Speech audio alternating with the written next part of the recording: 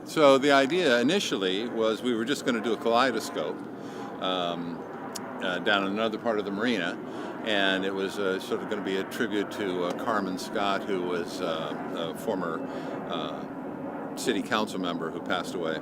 The Port of Seattle ACE funds became available a little over a year ago, and we applied for the ACE grant for this particular project and had the good fortune of receiving the funds. I found this buoy, found two of these buoys, and arranged to acquire them and get them over to my studio.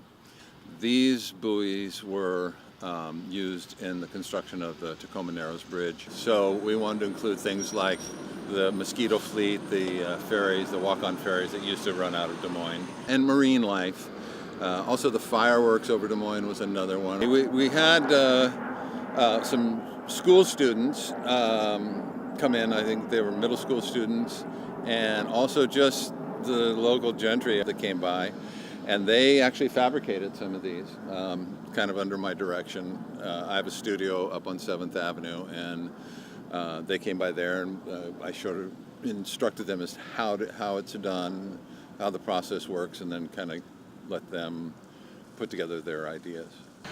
We want it to be an evolving sculpture, rather than finish it and, cut the ribbon and then ignore it forever. We want it to be ongoing. So the spring we're going to do a little mosaic work. We'll probably maybe change out some of the discs that are in there. By summer, I think one of the top pieces up there, we're actually going to do the kaleidoscope, which is under construction right now. What we're trying to do is put these little aeromometers on the top, and the aeromometers, the breeze will turn them, which will turn the color wheel so that it's not a static wheel. So, and then I'm hoping over the years that things change, that we take some out, we put some in, add to it.